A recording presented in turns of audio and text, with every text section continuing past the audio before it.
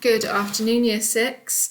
Right, now that Pig Heart is finished, and can I just quickly say, so many of you wrote some really lovely comments about how you didn't want the book to end, and your thoughts about what was going to happen next. And lots of you, I think, are hoping for a sequel, sort of a second book. So yeah, fantastic. Well done for getting so into it, and obviously for listening to a chapter every day, which is fantastic to see that you've been doing that.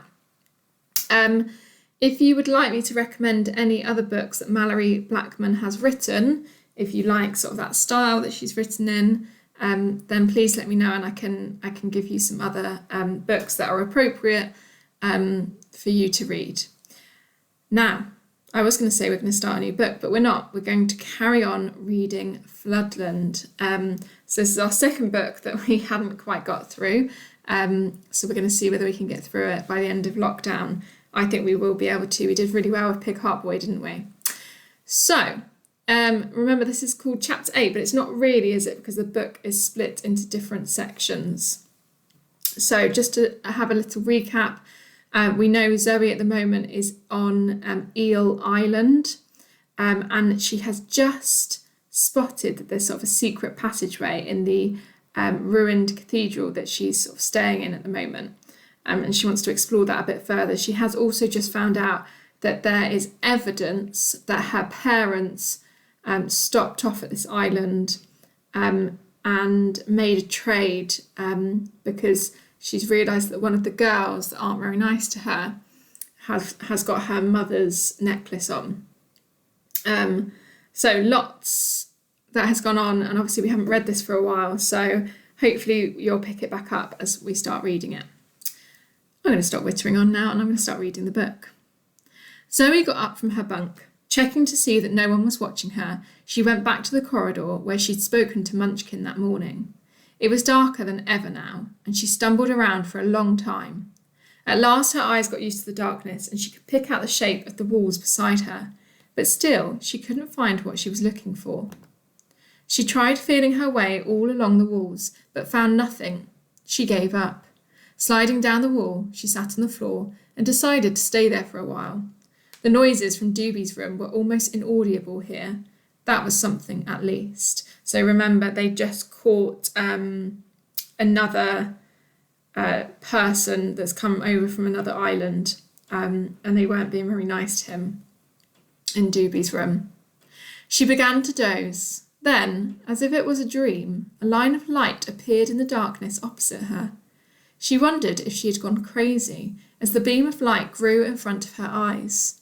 It was only a few paces to the left of where she sat. It hung motionless in the air for a moment like a sword of fire. Then it grew out sideways at the top and bottom and got fatter. Finally, she realised what she was looking at. It was a small door opening in the wall with a light behind. She was right. A moment later, she saw Munchkin step down from the door halfway up the wall. Zoe was terrified he'd see her, but Munchkin's eyes had been exposed to the flickering light of his candle, and Zoe was still sitting in a dark corner. She watched as Munchkin carefully closed the door behind him. Zoe saw why she hadn't found it. Even staring straight at it, it was hard to see where the door was, now that it was shut. As soon as Munchkin was convinced he'd shut it properly, he blew his candle out. Zoe was sure this was something only he knew about, something he wanted to keep that way. He was moving extremely quietly and slowly, and for the care he had taken to make sure the door was invisible again, she knew this was one thing no one else knew about, not even Doobie. Oh, sorry, that's my dog in the background there. Let's hope he stops. Even as she sat there in the darkness, an idea came to her, and her heart started thumping so hard.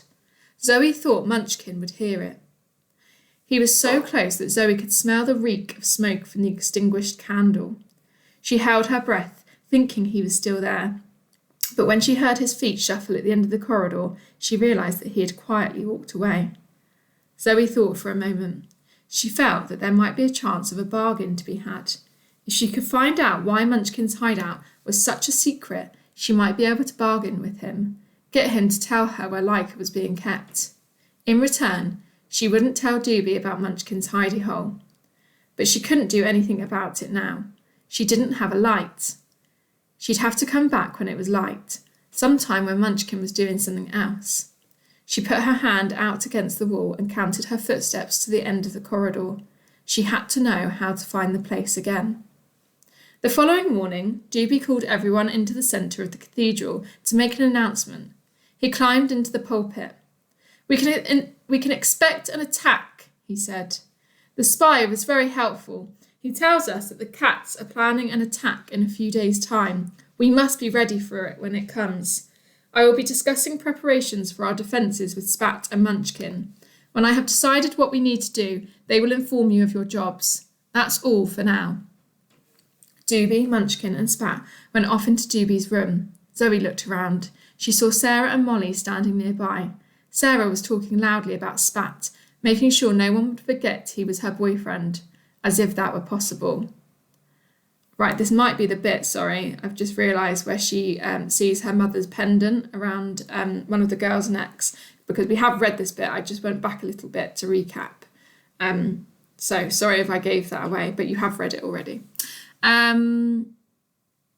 Right, everyone seemed quite calm about the news, but Zoe's heart was racing, and then it stopped. Zoe had seen something that filled her with fear. She was watching Sarah showing off to the others. Then she saw her pull something on a cord around her neck from inside her dress. Attached to the cord was a pendant, a very unusual one. The cord it was strung on was normal enough, but the piece of jewellery itself was unmistakable. It was a big silver disc engraved with the pattern of the points of the compass, not just the 4 main points, or the 4 more between them. This compass had 16 big arrows, and then another 16 minor points marked by fine lines. Zoe knew it in detail without needing to see it more closely, because it had been her mother's. Sarah stood pretending to clean it, but really it was just part of her showing off. Something broke inside Zoe, and she charged at Sarah. Zoe practically threw herself at her. "Where did you get that?" she yelled. Sarah had been taken by surprise and for a moment was too stunned to say anything. "It doesn't belong to you," Zoe shouted. "Give it to me." "Get off me," Sarah yelled back, pushing Zoe away. Zoe fought to grab the necklace from Sarah's neck, but she was held back by some of Sarah's friends. "Get lost, you little creep," yelled Sarah. "Get your hands off me." Zoe wrestled with them. "Let go of me," she screamed. "Give me that. It's not yours." "Stop her." "Someone shut her up." "Where did you get it?" Zoe shouted. "Tell me." Zoe nearly broke free, but Molly came over and hit her across the face twice. "Shut up. You're crazy." She hit Zoe again, and Zoe had had enough. She sank into the arms holding her. They let her drop to the floor, where she lay crying. Sarah came up to her. "Why do you want to know, anyway? What's got into your crazy little head?" Zoe shook her head. If she told Sarah it was her mother's, they'd never leave her alone. Besides, the fact that Sarah was wearing it was all Zoe needed to know. As if Sarah knew what she was thinking. As if Sarah knew what she was thinking, she said, "Spat got this for me. It was his present to me, see? And the previous owner no longer has any need for it." She laughed. The others joined in. "Come on," she said to them. "Let's go. Stinking little rat." They left Zoe huddled on the floor, muttering insults at her as they went. Zoe felt a hand on her shoulder. She looked up. It was William. "Zoe, my dear." His voice was kind and calm. Zoe just shook her head dumbly. "What was all that about?" William asked. Still, Zoe only shook her head. "Don't go looking for trouble, Zoe. Even Doobie won't look after you forever." "You don't understand," Zoe said through her tears. "That pendant, it was my mum's. It is my mum's. I'm sure of it." "Oh, Zoe," began William. "No," said Zoe firmly. "I know it is." "But Zoe, I was going to say, that's good." "Good? How can it be good? If Sarah's got it and Spat gave it to her, then—" "No, that's just the point. Spat didn't give it to her. He wasn't even here when she got it. She just says he did because she thinks he loves her. I know where she got it. Everyone does. She's so stupid, that one. So vain. Zoe couldn't understand what William meant. You're not making sense. Tell me. A ship came by. Last one we saw. Sarah got it from a woman on board. What? When was this? Last year sometime. It's so hard to keep track. You see, swimming on the open sea. Zoe wanted to keep William on the subject. Did you see the woman who gave it to her? Oh, he said. Oh, she didn't give it to her. Then she swapped it for some food. That's why Sarah's so stupid. What use is jewellery here? She gave food for it. Food! The only thing that's any use. William started laughing, and despite herself, Zoe did too. That could have been my mum. That's just like her. But did you see her? No, it was her husband who did the deal. There was a little boat, see? But they didn't take anyone with them. Why didn't you go?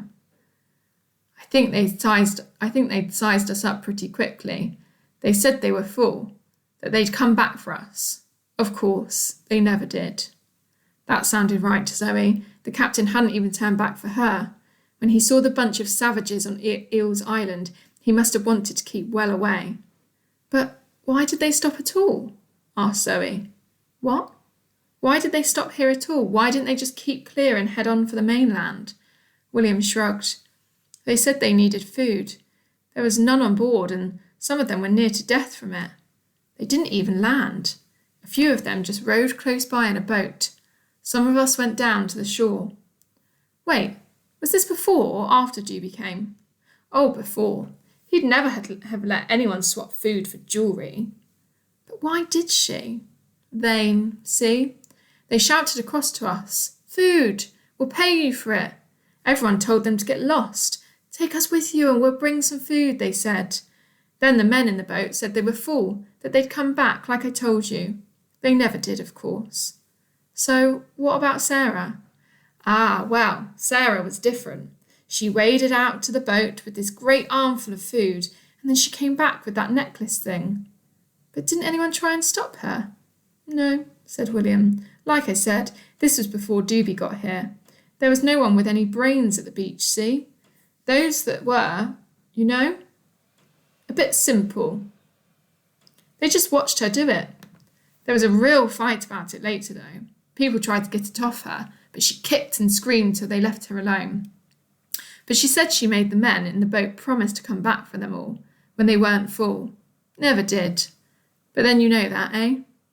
Zoe's mind was reeling. This was the first news she heard of her parents in a very long time, but it was good news. They'd been all right when they'd passed the island. They hadn't stopped but gone on to the mainland. They must be all right, Zoe said to herself, but then doubt came into her mind again. If they were okay, why hadn't they come back to look for her? Perhaps it wasn't her dad who'd been on the boat and swapped Mum's jewellery for food. Maybe it was someone else. Maybe the only reason they had it to swap was because... No, said Zoe aloud. They're okay. I know it. She told herself that seeing the pendant was a good thing. She wouldn't believe otherwise. But she had to find her parents. And to do that, she had to get off this stinking little island. Okay, so like I said, we have read that chapter before, but I just wanted to go back a little bit so that you didn't get too confused, because we haven't read it since before Christmas. So, what do you think? Do you think her parents are okay? Do you think it was her parents that swapped the pendant? Or do you think it's what Zoe was letting her mind think, that maybe her parents have died, someone had taken the necklace off of them once they died, and then was trying to swap it for food because it didn't mean anything to them? What do you think? And what do you think Zoe's going to do next? So we know that she's got that thing on Munchkin now, that he's got that secret hideaway. Do you think she's going to use that to her advantage? Let me know, like you always do. I love hearing your suggestions. And I will read some more to you tomorrow. See you later.